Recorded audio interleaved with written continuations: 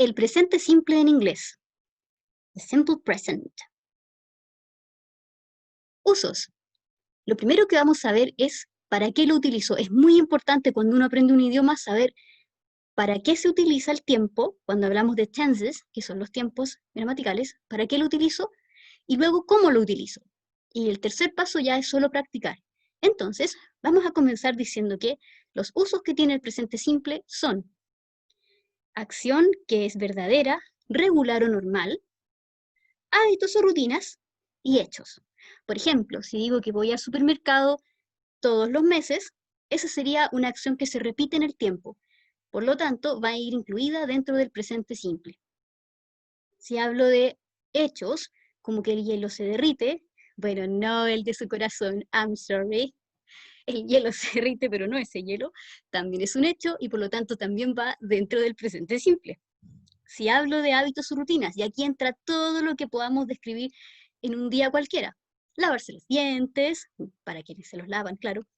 Darse una ducha, almorzar, cenar, tomar once, que en inglés sería tomar el té, have tea. Todas esas cosillas serían consideradas como factores para utilizar el presente simple, ¿ya? Serían como razones para decir que esa oración está en presente simple y no en otro tiempo. Muy bien. Ahora que lo tenemos claro, vamos con cómo vamos a dividir esto para entenderlo mejor. Por temas netamente pedagógicos, voy a dividir esto en dos. El presente simple para el verbo be, alias el famosísimo to be que todos traen del colegio con trauma, y otros verbos, exceptuando los modales. Podríamos decir entonces que dividimos los verbos en tres, pero acá no vamos a tratar los modales. Vamos a ver solo el verbo be y otros verbos. También hay que recordar acá que vamos a hablar, hay que recordar un término del colegio que es el infinitivo. Bueno, para los que no se acuerdan del colegio, el infinitivo es el nombre del verbo. En inglés se suele acompañar de la palabra to para indicar que se trata del infinitivo. Comer, dormir, escribir, jugar serían, llevarían en inglés la partícula to primero. Eat, ¿cierto? Diríamos to eat. Go, diríamos to go, en este caso sería to be, porque estamos hablando de ser y estar. Y si queremos hablar de otros verbos, to sleep, dormir, to have, tener, y así sucesivamente. Cuando lleve un to delante y esté así la frase como lo que tengo en el paréntesis, es porque se está refiriendo al infinitivo, al nombre del verbo. Ya, tenemos nuestra primera división. Verbo ser y estar y otros verbos. Ahora vamos a comenzar con el verbo ser y estar, el verbo be. ¿Qué sucede con el verbo be? Es un verbo dual, significa ser y estar. Por lo tanto, yo puedo decir en inglés, I am happy, y voy a estar significando que soy feliz y que estoy feliz. Una gracia del español, nosotros podemos estar felices o ser felices. En inglés hay una sola palabra para ambas cosas. ¿Cómo sé cuál es cuál? De pronto los estudiantes me preguntan, pero profe, ¿cómo sé cuándo es ser y cómo sé cuándo es estar? Solo el contexto te lo va a indicar. Por ejemplo, si una oración dice, I am sick today, yo tendría que traducirla como estoy enfermo hoy día y no soy enfermo hoy día. Bueno, a menos que yo sienta que soy enfermo, pero eso ya es otra cosa. Entonces, voy a decir que dependiendo del contexto, es como yo pueda traducir ese ser y estar. Si va a ser o si va a ser estar. ¿Okay? No se preocupen porque para las personas extranjeras también es horrible aprender a utilizar el ser y el estar porque también se confunden muy a menudo.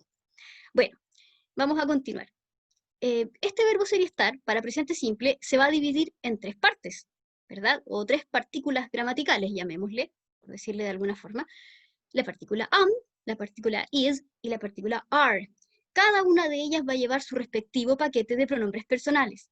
Vamos a decir entonces que I va a ir con am, he, she and it van a ir con is, y we, you y they van a ir con are.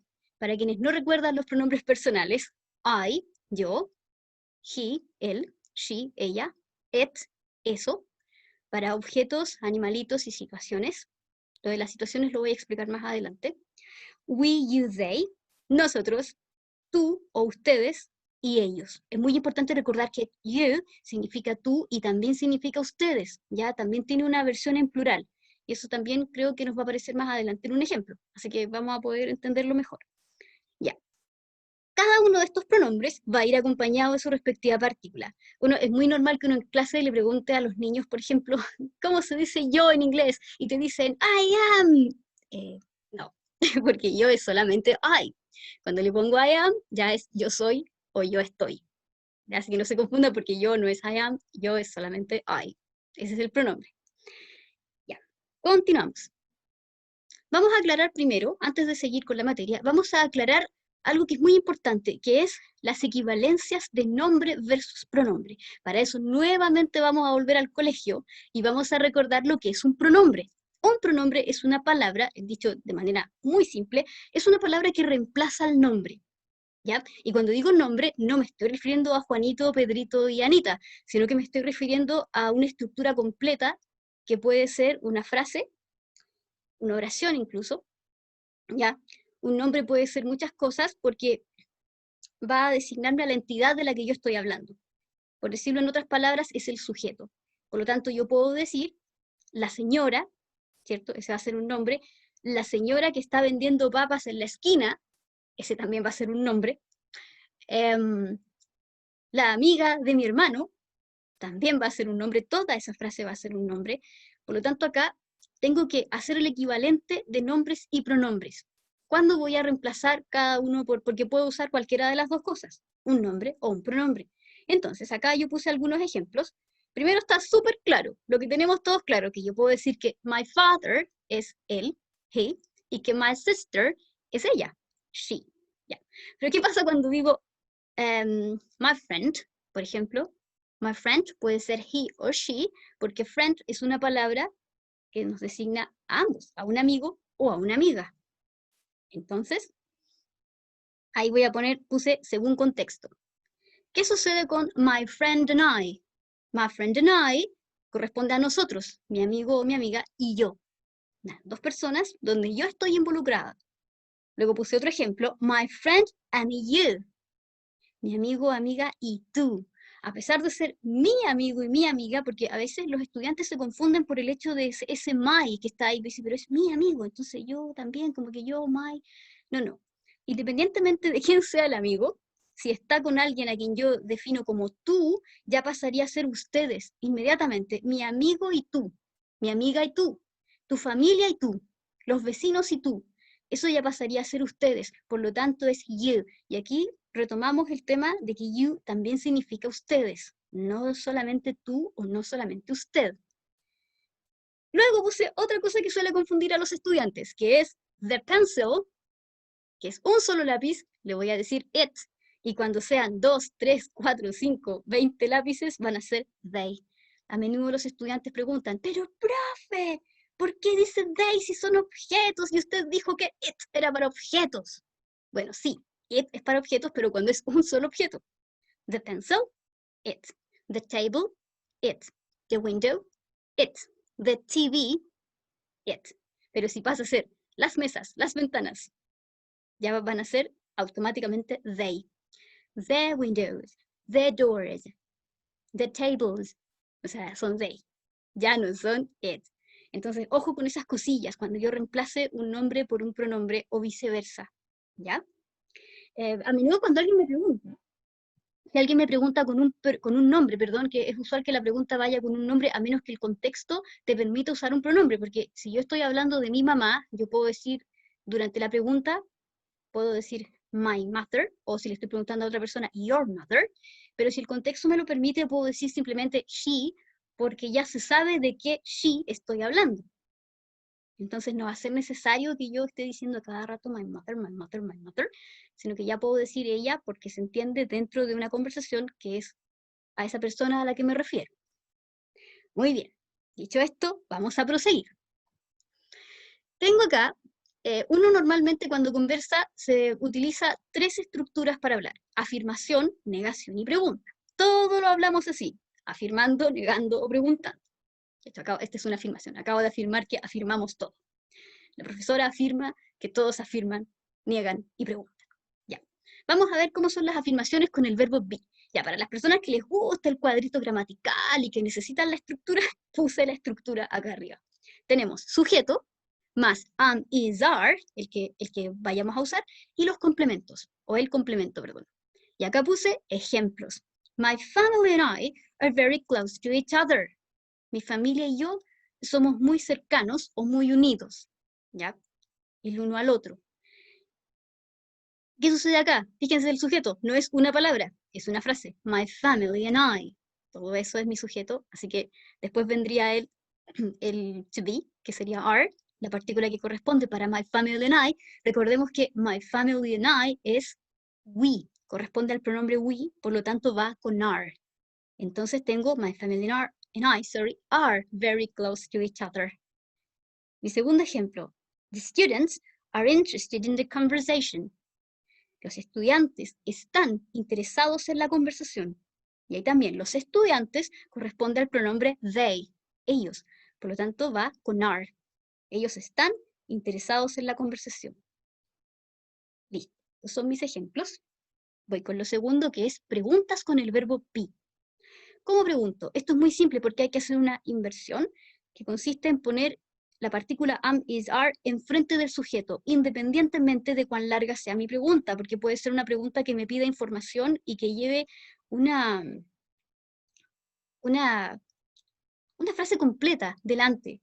Independientemente de la extensión de mi pregunta, yo voy a poner el am, is, are delante del sujeto, de la persona de la que estoy hablando. Acá tengo 3 ejemplos. Y en ellos, el primero es uno con WH question. Le puse entre paréntesis WH question por 2 razones. Bueno, primero está entre paréntesis porque no siempre va, ¿ya? Las preguntas que no comienzan con una frase o pregunta interrogativa, valga la redundancia, comienzan inmediatamente con el am, el is o el are. Y en este caso yo puse un ejemplo que es when is your birthday? ¿Y cuándo es tu cumpleaños? Ahí, esta es una WH question porque es una pregunta de información y comienza con W. Bueno, se les llama así porque comienzan con W o con H. Recuerden que tenemos when, where, what, which, how much, how many, how often, how long, who, whose, whom. Todos esos son ejemplos de WH questions, que se les llama así porque es una nomenclatura para hacerlo más simple en realidad, que comienzan con W o con H. Pero generalmente son preguntas interrogativas. ¿Qué? ¿Cómo? ¿Cuándo? ¿Dónde? ¿Por qué? ¿Why? Todas esas van a ser las WH questions. Entonces la puse entre paréntesis porque a veces no va. Por ejemplo, aquí puse una que va con WH question y otras 2 que no. Las otras 2 comienzan directamente con el are y con el is. Entonces la primera dice, when is your birthday? ¿Y cuándo es tu cumpleaños? ¿Cuándo es? La otra dice, are you busy? ¿Estás ocupado? Ojo que esa palabra se pronuncia busy, con I, ¿ya? Dice busy. Y la tercera, is your mother at work? Is your mother at work? ¿Está tu mamá en el trabajo? Entonces, esta es la forma. Una pregunta puede ser más extensa. Cuando digo más extensa, quiere decir como en cantidad de palabras. Porque yo puedo decir, por ejemplo, déjenme pensar, no dejé anotado ningún ejemplo por ahí en la pauta, pero podría ser algo como, a ver, vale, es una pregunta un poco rebuscada, pero ¿qué tipo de libro es tu favorito? Y ahí, al decir qué tipo de libro, sería una frase interrogativa, porque yo preguntaría, what type of book? What type of book is your favorite? Y ahí sería una pregunta más extensa. Entonces primero va el what type of book, la información que yo quiero saber, y después va el is your favorite? What type of book is your favorite? Entonces, en ese caso yo tendría una pregunta con WH question que es bastante extensa. Lo que quiero dar a entender es que no necesariamente la pregunta va a comenzar con am, is, are. Puede comenzar incluso con una frase completa antes. Lo importante es que ese am, is, are siempre va a ir delante del sujeto, junto al sujeto y delante. Entonces acá tenemos, are you busy? Is your mother? Eso siempre va a ir en el mismo orden. Independientemente de cuánto yo le pueda agregar o quitar a la pregunta, va a quedar siempre are you y siempre is your mother. Continuamos. Negaciones. La negación es muy, muy, muy fácil porque solo tengo que agregarle not. Es igual que la afirmación, pero le agrego not. Entonces, me queda, para la gente que le gusta el cuadrito gramatical, me queda sujeto, am, is, are, not, y complemento. Entonces, acá tengo 3 ejemplos. They're not in the same class. Ellos no están en la misma clase. Fíjate cómo se estructura esto. Ellos están no en la misma clase. Pregunta común de los alumnos. Profe, ¿pero por qué va en ese orden? La respuesta es muy simple, porque es otro idioma. Yo sé que es bastante decepcionante, sí, es muy decepcionante, porque los alumnos siempre esperan una súper respuesta, pero la respuesta es esa, cada idioma tiene su propia mecánica y su propia forma de funcionar. De hecho, imagínense que a las personas que hablan inglés también les debe parecer raro ver que nosotros ponemos el no en otra parte, que nosotros decimos no es, en vez de decir es no.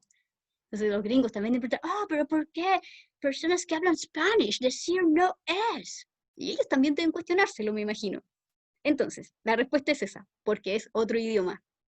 Después tengo, she is not at the gym today. Ella está no en el gimnasio hoy día.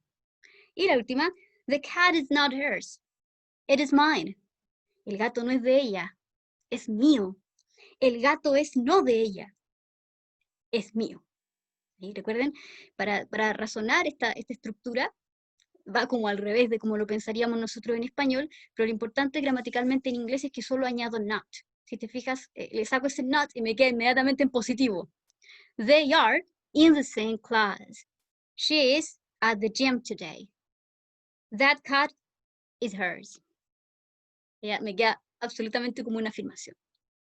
Entonces, para negar, solo agrego not. Nada más que eso. A continuación viene la gran pregunta que también hacen muchos los estudiantes. Es, profe, ¿y hacia dónde hago la contracción? Porque yo he visto que ponen el apóstrofe, la comita, y yo no sé para dónde va. Bueno, según el uso que le dan los hablantes nativos al inglés, se contrae de la siguiente forma. Cuando yo utilizo un pronombre, va a ir contraído hacia el lado del pronombre. She's not here. Cuando utilizo un nombre, va contraído hacia el lado del not. My sister isn't here. Esa es la forma en que se hace. ¿Y en qué está basada? En la forma en que la utilizan, perdón, en la forma en que los hablantes nativos suelen expresar esta estructura. Ellos contraen de esa forma. Entonces los pronombres van hacia el lado del pronombre y los nombres van hacia el lado de la negación, hacia el lado del not.